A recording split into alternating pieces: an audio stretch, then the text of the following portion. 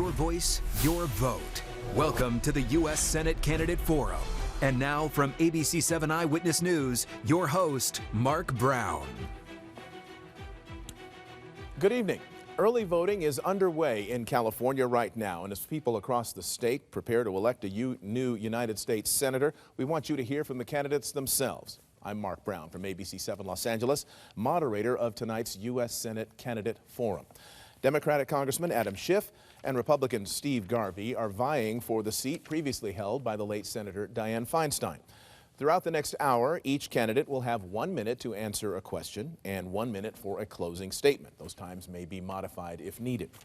The League of Women Voters of California is a co-sponsor of tonight's event, and we are partnering with our sister stations, KGO in San Francisco and KFSN in Fresno, along with Univision Los Angeles. Our panelists for tonight's forum are Kristen Z from KGO, Warren Armstrong from KFSN, and Gabriela Tessier from Univision LA. I will have the option to continue or discontinue a line of discussion if the dialogue so warrants, and during this forum, any attacks of a personal nature, including private matters having no bearing on a candidate's public persona or ability to perform the duties of their office, will not be tolerated. If a candidate makes such a personal attack, I will use my discretion to interrupt that candidate and allow for a response from the other candidate. This forum is scheduled for 1 hour. We will take a 1 minute break about halfway through. Gentlemen, thank you very much for joining us. Pleasure. I'll begin the questioning now. We'll start with Mr. Garvey. Sure. Both of you are running to fill the seat held for decades by Senator Dianne Feinstein. And in 1994, Feinstein famously authored a bill on assault weapons. It was a ban that has long since expired. Now, since then, ownership of weapons like the AR-15, the gun that's most often used in these horrific mass shootings, has exploded, with millions estimated to be in homes across the United States. If elected, would you take any action regarding gun legislation? And if so, what would that be? Mr. Garvey? Well, I believe in the Constitution. I believe in the Second Amendment. I believe it will never be overturned, nor should we attempt to overturn that. I do have sympathy for all of those who may have been victims of shootings, but I think that the most important thing is a stringent background check that goes much deeper than it is today in order to preserve the integrity of the Second Amendment and to be able to provide for people to defend themselves. Mr. Schiff? Well, first of all, Mark, thank you and ABC for hosting the debate tonight. Mr. Garvey, thank you. It's good to see you for being here as well. We're meeting at a precarious moment in California history when it's Padres won, Dodgers won. But also this is like a World Series press conference. Time because Californians are struggling to get by with food costs and rent costs and the cost of medicine. Our democracy is struggling. We have someone who wants to be a dictator on day one running for president. We have There you go again. the rights of millions of women have been taken away. So it's a precarious moment. We need leaders that can stand up to bullies. We need leaders who can stand up to the NRA. I would support an assault weapons ban. I would support extended and universal background checks. I would support a ban on extended ammunition clips and my own bill, which would strip away the NRA's immunity from liability. Mr. Garvey was asked just a couple of weeks ago if he would support any gun control measure, and his answer was an unequivocal no. That is not what Californians are looking for. Californians want a leader like Dianne Feinstein who will stand up to the NRA. All right. Kristen Z, next question. Congressman Schiff, last week temperatures in the Bay Area were 30 degrees above normal. San Francisco hit 97 degrees. That's the highest October temperature in some 30 years almost. These conditions have become more common across California, and they increase the threat of wildfires. What specific policies would you push to make our state more resilient to climate change and devastating wildfires and other disasters? I've been meeting with people around the state who can't get insurance for their homes or the businesses because of the threat of fire. Communities that have been wiped out, lives lost. We had the tragic accidents recently involving California firefighters. The loss of life has been terrible. And there are a number of steps that we can take to address this crisis. First and foremost, we have to address climate change. We have to aggressively incentivize renewable energy, move us away from fossil fuels, which are causing the planet to heat up and setting states like California on fire. Here I disagree again with Mr. Garvey, who says he's got an oil-first policy of opening the spigots. That is not the answer to climate change. We also need to use technology to fight fires. As chair of the Intelligence Committee, I helped get funding to make sure we used overhead assets to identify incipient blazes so that we could put them out before they spread. I've also worked to allow nighttime helicopter airdrops of water, a policy that the Forest Service refused to use for years. Mr. Garvey, climate change. Well, let me say this first.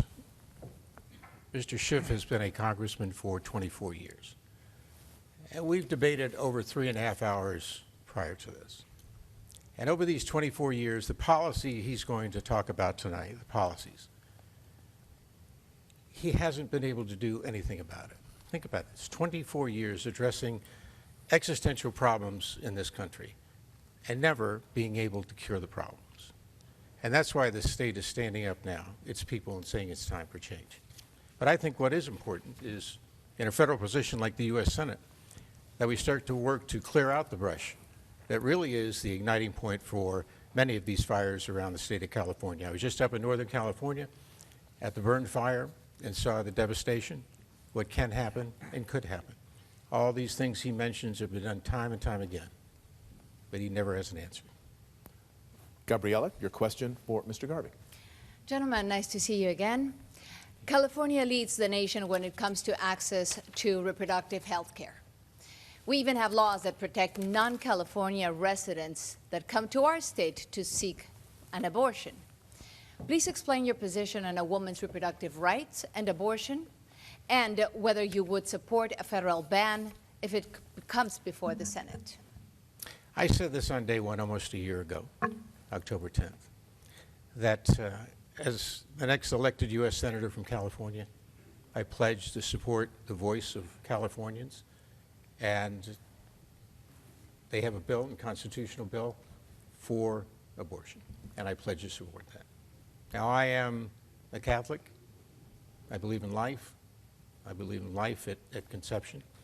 I believe God breathes a soul into these fetuses. So I steadfast in terms of my policies on abortion and also the pledge to support all the people of California. Mr. Schiff? Gabriella, reproductive freedom is a human right. It shouldn't be denied to Californians. It shouldn't be denied to women anywhere in the country. I'm going to fight, as I have in the past, for a national right to abortion law so that women make reproductive decisions. We've already seen so many cases where women have had to go from one state to another to seek emergency care, some who have died along the way. And Californians are expecting in their senator someone who will fight for reproductive freedom. Not someone, like Mr. Garvey, frankly, who said that he has supported the Dobbs decision overturning Roe v. Wade. Someone who would support states' bans on abortions. That's not the answer. If my colleague was listening to the voices of Californians, as he claims, he would hear their voices loud and clear. Californians want a national right to reproductive freedom, and they don't want the government in the business of making that decision for women. Gabriella, Mr. Schiff, excuse me, I think he mentioned me there. Go ahead. Believes in deconstructing the Constitution. 30 seconds. He believes that democracy is about packing the court. It's about doing away and downplaying the Second Amendment.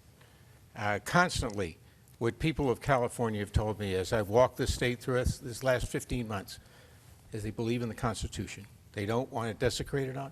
They don't believe it should be torn down. They want somebody to stand up for the fundamental beliefs of this country. Mr. Schiff, 10 seconds. I don't know what deconstructing the Constitution means, but I do know this. You worked very hard at doing I'm for this. reproductive freedom, Mr. Garvey. You are not. And Californians deserve better than that. They're not looking for some MAGA mini-me in a baseball uniform. They want someone who's going to fight for their rights, as I will do. Warren Armstrong, your next question for Mr. Schiff. Mark, thank you very much, and good evening, gentlemen. Mr. Schiff, this is for you. 1 year ago this week, Hamas terrorists massacred nearly 1,200 people in Israel. Since then, the health ministry in Gaza says thousands of Palestinians have been killed. Lebanon is under attack, and Iran is firing missiles into Israel. What plan, if any, do you support to bring peace to a region that's been unsettled for nearly 100 years? Warren, yesterday, as you know, was the anniversary of that terrorist attack by Hamas that took the lives of 1,200 innocent people, including Americans. Israelis were raped and murdered and abducted. Many still remain hostage. Hezbollah, the day after this war began, started lobbing projectiles indiscriminately into Israel. And Iran is using its proxies and now firing directly on Israel. The United States needs to continue to support its ally, Israel, in its right to defend itself. No nation state could go through that kind of attack and not defend itself. What's more, we cannot have a situation where that terrorist group, Hamas, continues to control Gaza or threaten the lives of Israelis, Americans, and others. So we need to support Israel. At the same time, we need to make sure that we're doing all we can to ultimately bring about a two-state solution where Israelis and Palestinians can live in security and peace. To me, that is the only lasting solution that will bring peace to the region. And tragically, Hamas, for a time, has killed that idea in Israel and elsewhere. But I think it's the answer. Mr. Garvey. I've said from the beginning that I support Israel yesterday, today, and tomorrow. I will stand by them for all their needs at any time. But I could never tell them they can't protect their sovereignty. I went to Israel. I've been there during this war. I went to the kibbutz that was beginning at 6:30 on October 7th, where the devastation and the true genocide began. I went to the music festival where 350 young men and women were killed and devastated there. I went to a hostage family's home. Guy is still a hostage. We need to get the hostages back. But let's face it, in two administrations, with the Obama and the Biden administration, this man voted for significant packages of billions of dollars to Iran. Why? To pander to Iran? Absolutely. Let's not be nice to Iran. What Iran did was build an arsenal and create 7 proxies that are now threatening the Middle East with one small country of 9 million people who are trying to survive. We need to step up and not pander. There'll never be a two-state solution because one of them will try to decimate the other. And by the way, your time has expired, Mr. Garvey. Thank you. Kristen Z., your next question for Mr. Garvey. Thank you, Mark. Mr. Garvey, Californians are struggling with our high cost of living. According to the Bureau of Labor Statistics, San Francisco's housing cost is a staggering 86.5% above the national average. Food, 17% higher.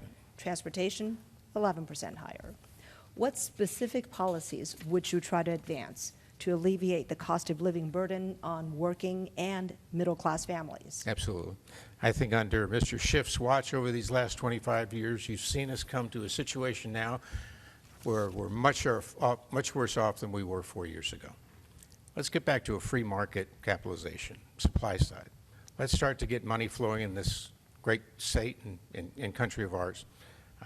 What suppressed the people right from the beginning, day one of the Biden administration, was to shut off energy. When you shut off energy, the ripple effect it has in this country went to the living room table, to the gas station, the ability to save, ability to provide for their children.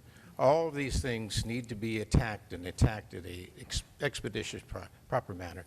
And this man has seen this time and time again. He's never been able to solve the problem because he believes in throwing money at it and not actually coming up with an answer and a solution. Mr. Schiff.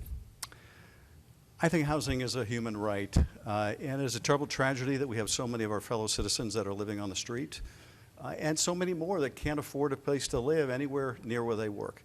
When I was a kid, my father was in the clothing business. He made $18,000 a year. My parents, on the strength of that single income, were able to afford our first home for $18,000 a year. That's not possible now. There's a lot that we have to do about this, and it starts with building a lot more housing and building it fast. I'm supporting a low-income housing tax credit that would incentivize the development of hundreds of thousands of new units in California. We also have to get local communities to approve housing much more quickly. It can take 4 years to build housing in many of our cities. We're never going to solve this problem if it takes 4 years or $1 million a door to build affordable housing. I would like to incentivize local governments to get to yes faster. And for those who are homeless and struggling from mental health or substance abuse problems, we need to get the treatment and wraparound services so they remain housed. Kristen, you had a follow-up? Yes, it's for Mr. Garvey. You mentioned wanting to get back to more of a free market. So in that regard, I wonder if you would support higher tariffs on imported goods, for example, from China, as presidential candidate Donald Trump is advocating? I believe it should be a measured tariff situation, where if tariffs on a country should be administered if it is a company that threatens the success of an American company right there. I think tariffs aren't the answer. I think allowing American companies and corporations to really survive and to prosper really means less taxation on them, so that we can get all these products and services in this country without the need for importing from other countries. Mr. Schiff, want to address the tariff issue? I don't support Donald Trump's across-the-board tariffs. Economists say this will lead to inflation. What's more, it'll be essentially a 10% tax on every consumer in California and around the country. That is not the answer. I do support targeted tariffs when China is dumping steel or dumping other products or dumping technology to try to drive American businesses out of business. Then you're darn right, we slap tariffs on China.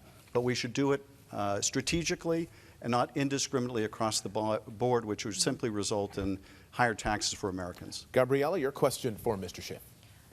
Up until June, the San Diego sector was the area with the most undocumented migrant crossings in the country, into the country.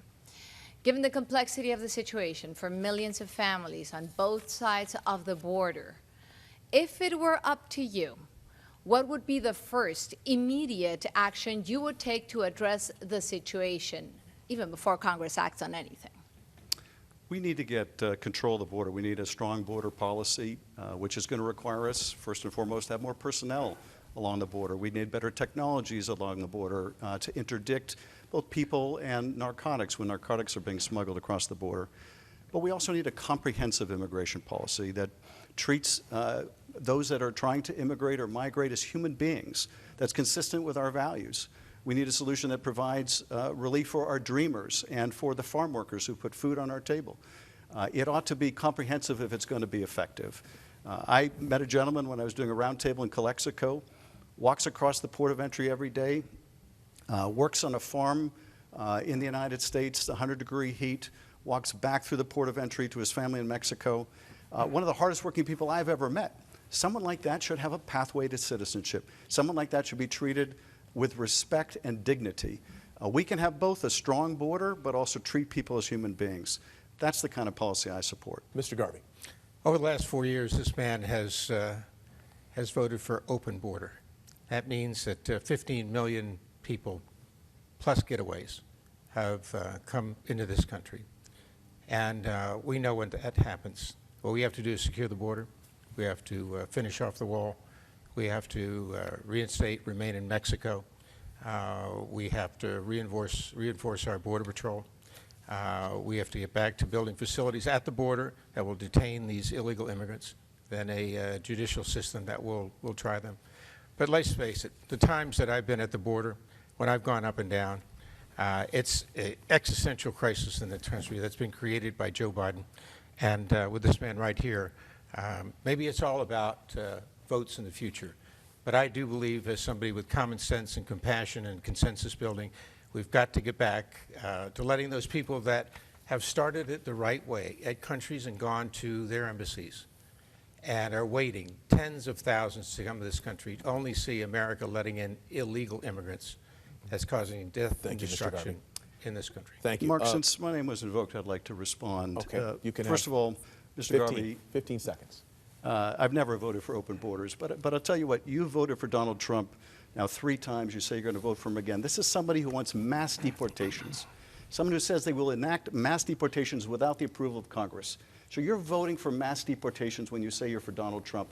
And I'll tell you, that is not where Californians are. That is not where the American people are. And that is certainly not where I am. 15 seconds, One Mr. of the Garvey. two of us is honest and straightforward. I would agree with that. And you're looking at him right here.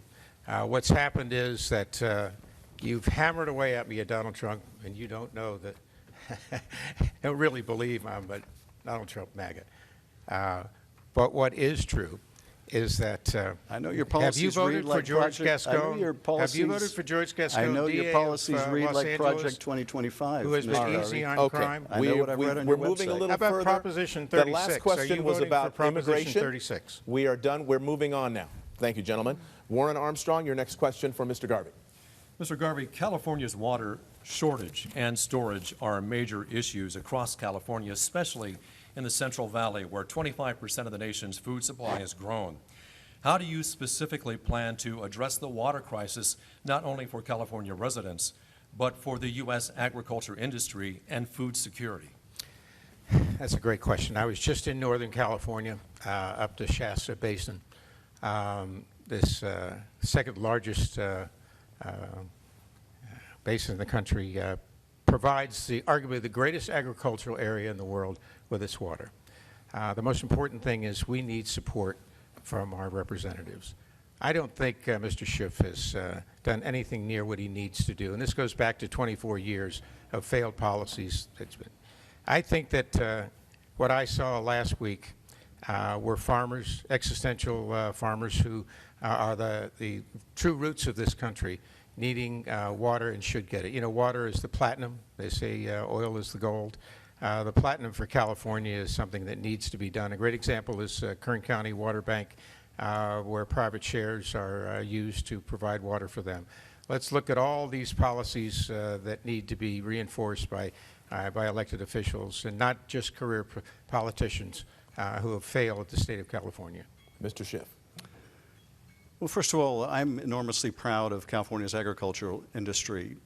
It feeds not only the state, it feeds the country, it feeds the entire world. Many of the farmers have been farmers for generations in California, and I'm proud of what they do. I'm also enormously proud of what the farm workers do, who toil for endless hours in the heat and often very difficult conditions to put food on our table. I want to make sure that that industry remains healthy. At the same time, I want to make sure that what has drawn so many people, including my own family, to California, our beautiful environment is preserved.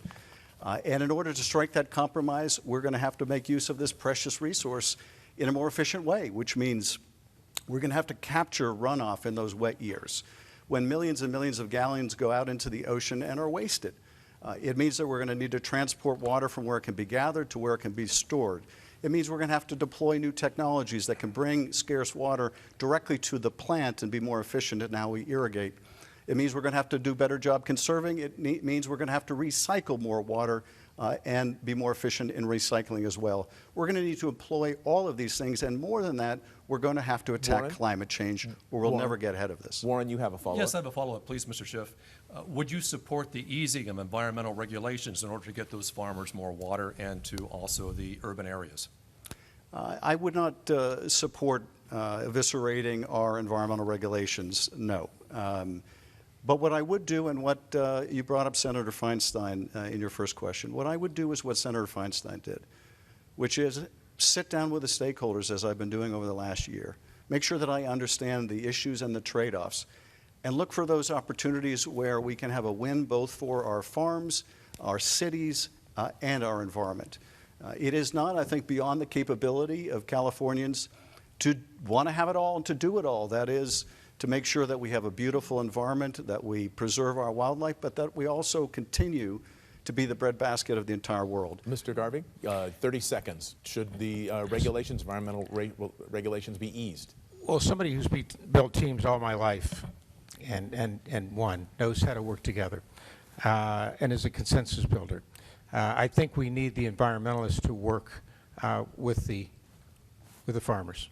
This vivid area needs to be preserved. You know, Mr. Schiff has these great ideas, and if you look at his website, he's got 13 or 15 of them. The problem is he really doesn't have an answer of how to pay for that, and that's why all these issues lead up to $3 trillion in expense. But never does he have an answer on how to pay for these situations. Water, again, the platinum issue in California, and I'll fight for that every day. Kristen, your question for Mr. Garvey. I'm sorry, for Mr. Schiff, excuse me. Congressman Schiff, there is both excitement and trepidation over the rapid development of AI. One fear, though, is that AI may spread bias and misinformation. Another is its potential impact on the labor market. The White House Council of Economic Advisors has identified about 10% of the workforce as AI vulnerable. How would you address these concerns in the Senate without hurting innovation in California, especially in Silicon Valley? Well, I probably, as the chair of the Intel Committee, had one of Congress's first hearings on AI, and in particular, AI's impacts on our national security. At that time, I was concerned about foreign or even domestic misuse of AI during campaigns to mislead voters, a concern that has only become greater. But my principal concern about AI is the one that you mentioned. That is, what is the effect on the American worker? What we've seen over the last 50 years, sadly, is life has gotten hard for working families. It's not that they're not working. Unemployment is very low. But because of globalism, because of automation, people are working harder than ever and still struggling to get by. AI threatens to accelerate that. Now, I want to keep this technology and these jobs in California because it's a force multiplier for our economy, but I want to make sure that it's well regulated so we protect workers and we protect the workplace. I want to make sure that workers can unionize and get good contracts and have negotiating power with their employers so that they can fight for good wages, health care, and good benefits. That's the approach I think we need to take to make sure the economy is working for everyone. Mr. Garvey, AI. Well, I think it is the future. I think that in many ways, in being on boards of institutions and medical institutions, that it is going to have tremendous effect and a positive effect. My only concern is how is it going to affect individuals? Can it be mind-altering? Can it affect their personal lives? I think in the future there'll be a balance between AI and labor and commerce. And it gets back to, and as Mr. Schiff mentioned, about the economy and about getting the economy back. Well, I like to call that Schifflation when he talks about the economy and trying to get that to coincide and come in line with new innovations like AI. Gabriella, your question for Mr. Garvey.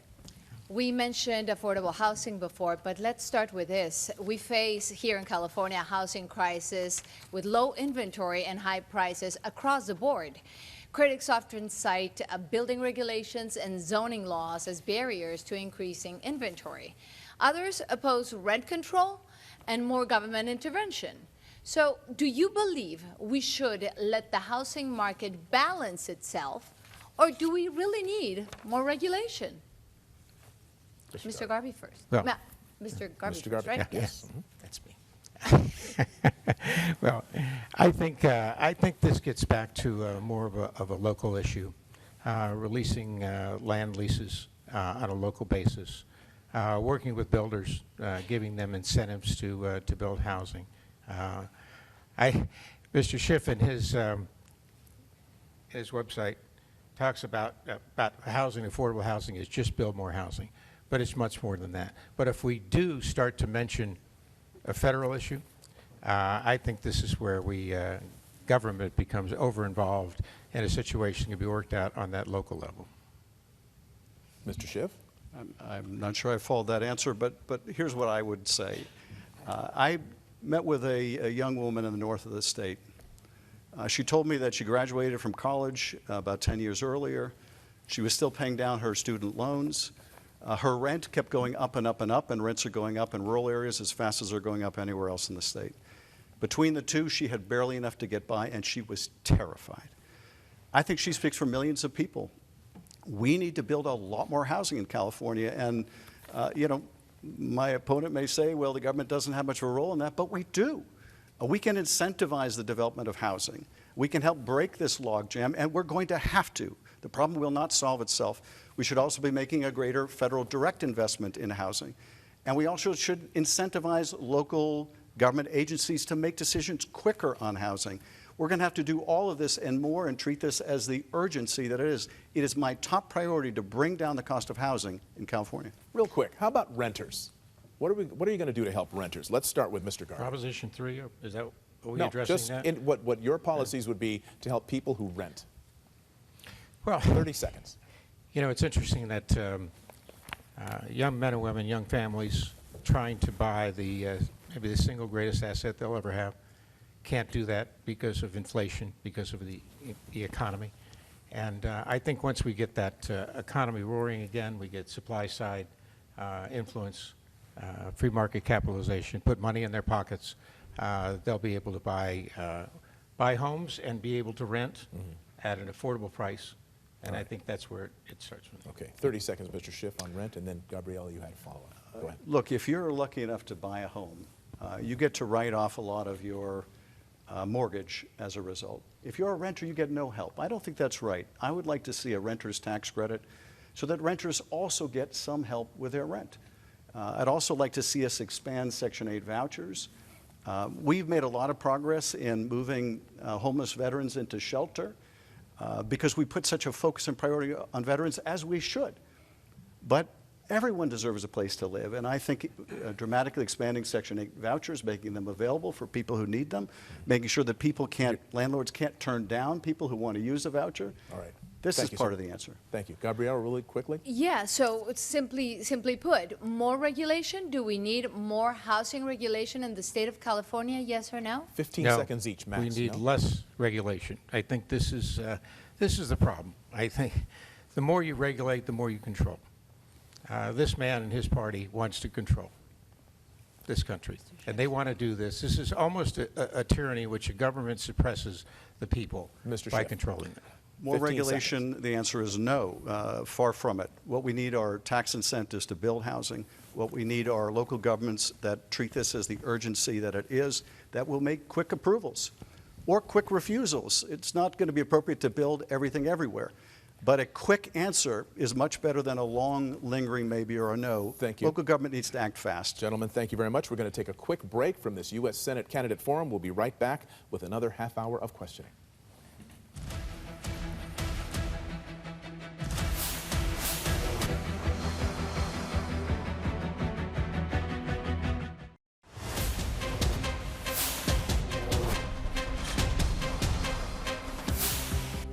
Welcome back to the U.S. Senate Candidate Forum, hosted by ABC7 and the League of Women Voters of California. We'll continue our questions now. I'm going to ask for Mr. Schiff and then Mr. Garvey. Who do you support for president and why? Mr. Schiff, you begin. I support Vice President Kamala Harris. I think she has a strong plan to make the economy work for everyone. I think she is a good and decent human being. I think she will stand up to bullies around the world like Vladimir Putin. She has earned my vote. On the other hand, Donald Trump, I think, was a disastrous president. I think he has threatened our democracy. He says he wants to be a dictator on day one. He wants to use the Justice Department to go after his political enemies. He demonizes groups of people. Right now, it's the Haitians, and who will it be tomorrow?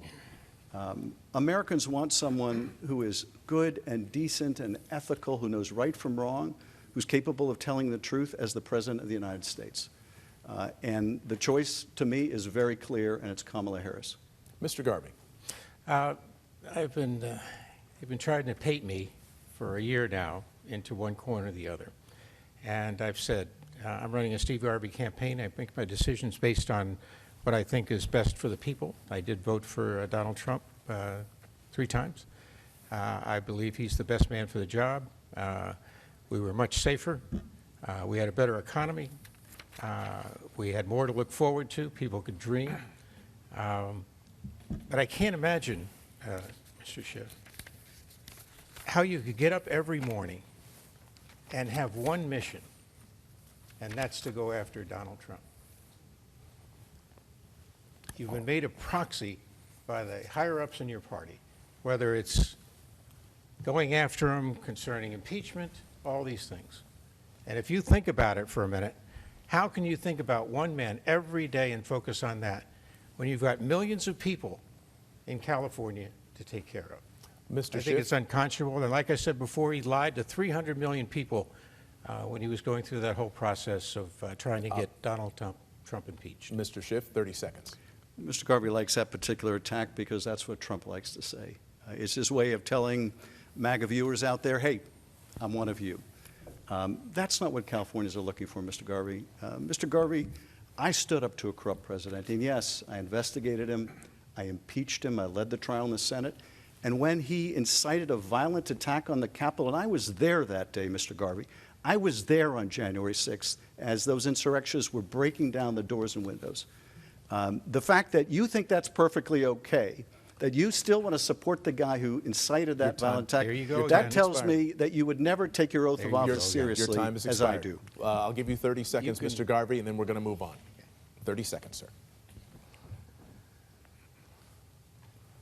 I've left him speechless. No, because I'm trying to think about all the things that you lost. You know, when you step up and you talk like you talk right now, it tells those hardworking people in California that you don't care about them. You care about something else. And I think that you were banned from the Intelligence Committee. You were censored, only one of 3 congressmen to be censored in the history of the Congress. And if you're elected to the U.S. Senate, it'll be the most toxic Senate in the history of the Senate. You know what it tells them, that. Mr. Garvey? It tells them that I will stand up and defend our democracy and that you won't. All right, gentlemen, You're wrong. we're going to move on from support for different candidates. Now we're going to talk about fentanyl. Warren, you have a question for Mr. Garvey. 122,000 deaths across the country last year were attributed to fentanyl. As of yesterday, there have been 62 deaths just in Fresno County. Legislation recently passed requires the president to sanction cartel members who are engaged in fentanyl trafficking and those who funnel precursor chemicals from China. But fentanyl is already here on our streets and it's killing people. How do you plan to address the fentanyl crisis if you're elected? Well, first of all, the majority of the fentanyl comes from China. It's precursor there. It's brought to Mexico. It's put together in Mexico, and then it's driven across the border, where it's driven to cartels for distribution that are killing Americans. Let's get back to securing the border, number one. Let's deal with Mexico honestly and straightforward, and let's deal with China on this. Let's stop being nice with China and nice with Mexico. Americans are being killed because the borders are open, let's face it. We've got to get back to securing the border. Fentanyl, single worst drug ever to come across the borders from anywhere, that are killing our people. Mr. Schiff. Prior to my service in the legislature, I was a prosecutor here in Los Angeles for 6 years. I prosecuted people smuggling drugs into this country from Mexico. I've experienced being on the front lines of the fight against those drug smugglers who are ruining countless American lives. Fentanyl has been a terrible curse. My wife Eve and I have 2 kids. When they're in college, we worried like every other parent that something might happen to one of our kids. It's terrifying, and for all too many, something did happen tragically. We need to strengthen our interdiction efforts at the border, that's true, but let's be honest about what's happening at the border. Most fentanyl that's smuggled into this country comes through ports of entry, carried by Americans. And we need to go after them, and we need to go after the international cartels that are trafficking in this death. And yes, we need to go after China or anyone who is manufacturing these precursors so that we can protect American lives. All right, Kristen Z., your question for Mr. Schiff. Congressman Schiff, on Forbes' 2024 World Billionaires list, California has 86 billionaires, the most of any state. While the average income of the top 1% has risen significantly, middle-income Californians have seen their earnings and their buying power decline. What's your view on the tax burden for different income groups, and how would you address this growing wealth gap in our state? Some years ago, I had the opportunity to meet Warren Buffett, one of not California's billionaires, but one of the wealthiest people in the world. We discussed how the tax rate for his secretary was half of his own effective tax rate. He didn't think that was right, and he is correct about that. That's wrong. It's immoral, and it's terrible economics. If you look at it, a handful of the richest families in America own almost half of the nation's wealth.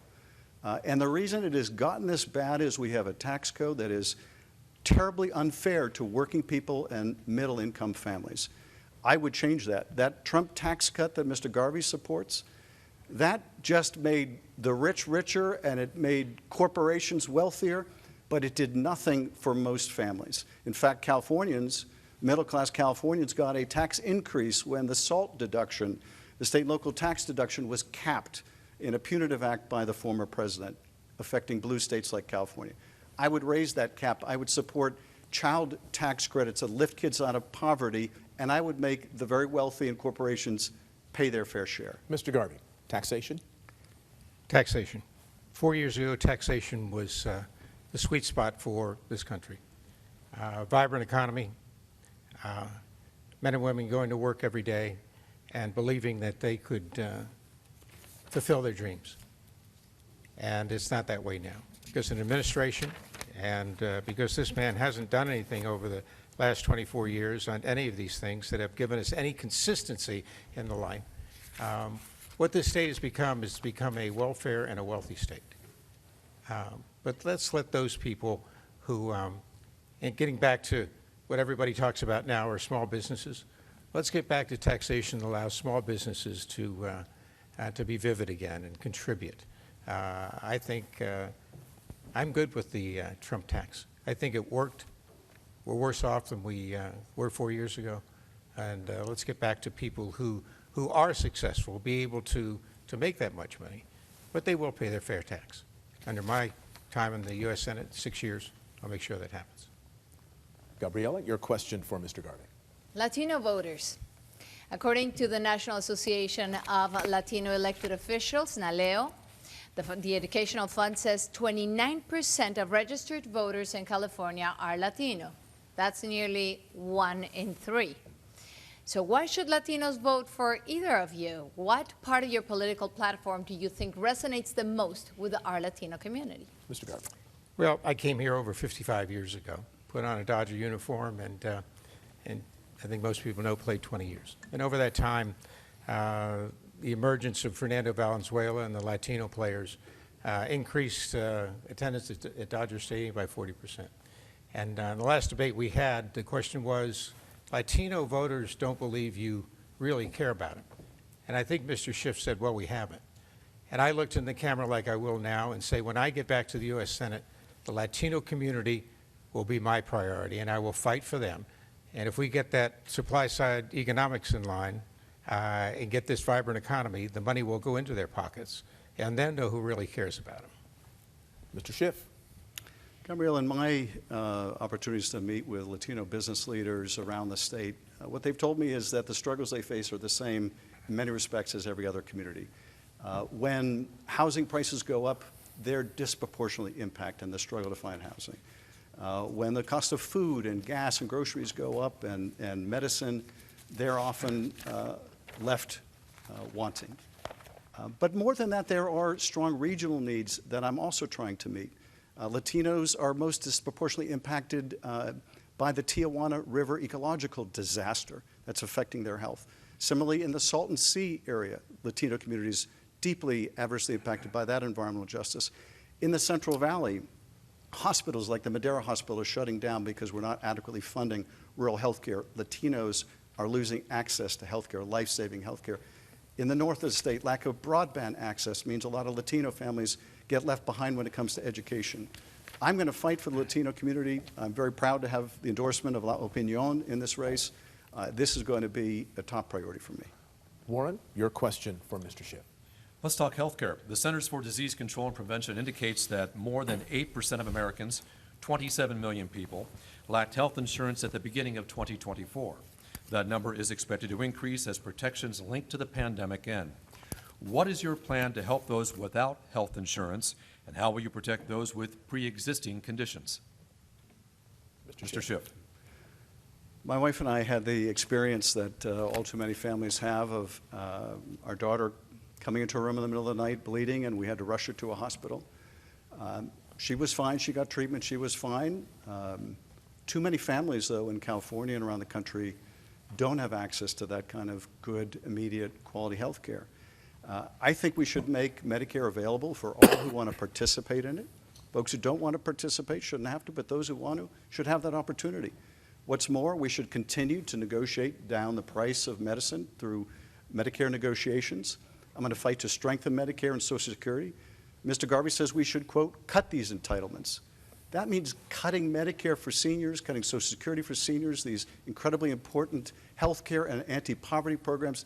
That's not where Californians are. That's not where I am. My father passed away at 96 this year. He relied on Medicare. He relied on Social Security. He relied on VA health care. I want to make sure that's strong for future generations. Mr. Garvey. Let's make sure that we have a vivid and strong Medi-Cal and Medicaid and an expanded Medicare. I think that's where all this starts. let's not do away with competition between healthcare companies. I'm on several boards that deal with healthcare. Again, we got to get back to this competitive nature of these United States. Regulations have constrained people competing against each other, and we become stagnant. Let's get back to free market capitalization, where these insurance companies, or I'm sorry, healthcare companies can compete for lower prices so it'll benefit all the people. Can healthcare companies not compete now? They've been restrained by regulations, and I think that's one of the problems with where we are in America right now is we need to deregulate. Once this administration took over the first day, you saw a significant amount of regulation at all the key areas that affect our lives. A quick question for both of you.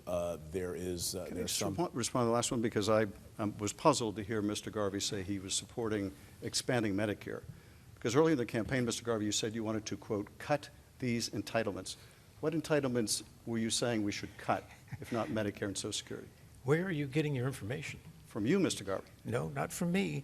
It's You know, on- when this it's on- campaign it's on started, video, when Mr. this Garvey. campaign started, that first day I announced, you came out with a snarky remark that, oh, he was born on third base, meaning that I came from a wealthy family. Well, let me Garvey, tell you, I'm let me finish. just quoting This is you, going Mr. to Garvey. be about how you disparaged my mother, a hardworking woman who got up every day and took 2 buses to go to work, came home and took care of her son and her husband, who she helped get out the door, being a Greyhound bus driver and an invalid mother. So this is what Mr. you Garvey, do. I You have lie nothing but the kind constantly. of things to say about your Let's mother. just face it. This is who you are, and this is what you do. We're talking about your wanting to cut entitlements. All right. Nobody said that. I think we're getting a little far afield here. Let's continue. I have a question for both of you. Both presidential candidates have, at one time or another, come out in favor of abolishing the filibuster. The filibuster has been used in the past to stymie civil rights legislation, voting rights legislation. It's been used to stall or stop appointments to either the cabinet or the federal courts. I want to know both of your position on whether or not you would vote to abolish the filibuster, and I will begin with Mr. Garvey. Filibuster is a vibrant way for the minority voice to have an opinion. And in this country now, this administration and the progressives are trying to deconstruct the Constitution. They're trying to pack the Supreme Court. They're trying to do away with the filibuster, do away with the Electoral College. All these things are part of this vibrant, single greatest document in the world, and that's the Constitution. On his watch, all he's talked about is doing away with all of these things, packing the court, especially packing the court, right? To take away the real judicial voice of America. And I think that this is unconscionable at a time when we are around the world, never been threatened more, never been in more danger, that you should constantly talk about the Constitution, and now you can deconstruct it. Mr. Schiff, for or against abolishing the filibuster? I'm for abolishing the filibuster because, Mark, if we're ever going to restore voting rights, we're going to have to abolish the filibuster. If we're going to want to take meaningful action on gun safety legislation, with the universal background checks, we're going to have to abolish the filibuster. If we want comprehensive immigration reform, we're going to have to abolish the filibuster. If we want to restore reproductive freedom to millions of women in California, we're going to have to abolish the filibuster. And as to packing the court, Mr. Garvey, in case you weren't paying attention, it's already been packed. It was packed with reactionary justices who took away the reproductive freedom for millions of people. That court ought to be term limited. There should be enforceable sanctions, ethics sanctions, an enforceable ethics code for that court, like any other federal employee. And yes, that court should be rebalanced, because I don't want my kids growing up under this kind of a reactionary and partisan Supreme Court. To the people listening, both in this state 30 seconds. and around the country, what he's talking about is eliminating free speech. This administration is constantly talk about taking away the free speech of the people, doing away with the Second Amendment. The Bill of Rights, the Constitution, life, liberty, and the pursuit of happiness is under attack by Mr. Schiff and his party. That's why you need a voice like mine in the U.S. Senate starting next January. Mr. Schiff, I'll give you 30 seconds and then we'll move on. I appreciate that. Look, I don't know where he's getting half this stuff. He wants to abolish the First Amendment. He wants to stop people's right of First Amendment speech. That's gibberish. Here's what I do want. I want a Supreme Court that we can once again respect, that is enlarging our rights, not doing away with them. I don't want voter restrictions put in place so that eligible voters can't vote. Another generation of Jim Crow laws. I don't want that. I want meaningful gun safety legislation. I want strong action against climate change. Sure. This is, I believe, what Californians also want. All right. Thank you for your time. Kristen, your question for Mr. Schiff. Thank you, Mark. Congressman Schiff, in many national conversations, San Francisco is portrayed as crime-ridden and unsafe. But FBI crime data shows it's not actually among the top 100 most violent cities in the U.S. Similarly, California is sometimes characterized as a failing state, despite being the world's 5th largest economy and a center for innovation and diversity. So as a candidate seeking to represent California and its people, all its people, what is your view of California? And based on that view, how would you build a better California? Well, I realize that Californians are struggling. I understand that many of you are working harder than ever and having a difficult time getting by. And in the big cities, San Francisco is not alone. I think all big cities in California and many around the country are facing the same post-pandemic struggles to come back. I want to work with community leaders and stakeholders in every part of this Golden State. There's going to be a headline one day, San Francisco is back. There'll be another, Oakland is back. All of our cities are back. And it means that we're going to have to encourage and incentivize people to come back to these big, beautiful cities. California is this incredible hub of innovation. I want to keep the entrepreneurial economy here in California. It's given us all tremendous economic dividends. We want to keep that strong. Yes, it needs to be regulated to protect our society, to protect our workplace, but I want these jobs in California. I don't want them exported overseas. And again, I want to follow Dianne Feinstein's model. She sat down with people. She got to yes. You got to be able to work with people on both sides of the aisle and deliver. That's what I've done, and that's what I'll do. Thank you, Mr. Schiff. Mr. Garvey. Mr. Schiff, you're no Dianne Feinstein. I remember when this state was the heartbeat of America, and now it's just a murmur. It's because of the suppression of elected officials, career officials like you, who now have forced good people who have come to this state, came here to dream, knowing that every day, 85% of Californians wake up each morning and realize they're only going to break even or going to lose money. And it's shriftflation, it's suppression of energy and the voice of the people. And I think that this country is only going to start to grow when we start to build consensus, getting back to what I believe in, and that's common sense, compassion, consensus, and not voting 98% down party lines, being able to reach across the aisle and stick out your hand. And I'll do this as the next elected U.S. Senator. I'll go to all 99 of the senators and stick out my hand and say, I want to work with you for the best interest of your state and my state and this country. Mark, And I think a lot of them will want I'm going to give you work each with me. 15 more seconds. Mr. Schiff. I'd like to respond to what he said. And Mr. Garvey, I knew Dianne Feinstein. Dianne Feinstein was a friend of mine, and you're right. I would never pretend to be the equal of Dianne Feinstein. She was a giant. She was a giant. But I'll tell you something about Dianne Feinstein, about my own record. Like Dianne Feinstein, I've worked hard across the aisle to get mass transit built, to pass California's Patient Bill of Rights, which I wrote. I worked to get the early earthquake warning system set up. I brought millions back to California for housing. We've got to get to closing statements. If I could just say, well, Mr. Garvey was signing baseballs for the last 37 years. I was seeing presidents of both parties and governors of both parties sign my bills into law. And for 24 years, you've only been known for one thing, and that's impeaching somebody else. That's unconscionable. All right. Now, we're going to get to our closing statements. I'm going to give each candidate 1 minute to present their closing statements on why they should be elected by Californians to the United States Senate. Mr. Garvey, you are first. Well, it's been 55 years since you and I first met, coming to Dodger Stadium September 1st of 1969, putting on a Dodger uniform, playing for 20 years in San Diego and LA, growing businesses, family, being involved in charities and understanding what California is all about.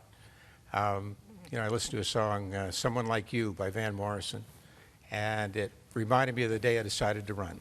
That someone like you is the people of California who've been suppressed and regulated, who need a new, fresh, young voice, somebody who'll get up every day and swing for the fences for you, and that you know in my heart and in my prayers, I will be a 6-year senator that'll make a difference in your life and your family, your future, and your children. God bless you, and this has been the greatest journey of my life. I need your vote. Go to stevegarvey.com. Mr. Schiff, 1 minute. Thank you again for hosting the debate tonight. I've been very proud to represent California in the U.S. Congress. I'm proud of my record of delivering for the people of California. I'm proud of building light rail. I'm proud of passing California's Patient Bill of Rights. I'm proud of bringing back millions to this state to build housing, to get things done again in California. I'm proud to have authored legislation that helps us attack wildfires and expand health care to millions of people. Californians deserve a senator who has a track record of delivering, of getting things done for the people of this state. But California also has a right to expect that their senator will stand up for our Constitution, for our democracy, and yes, will take on even a corrupt president, which was my obligation, my constitutional obligation, and I would do so again if the need should arise.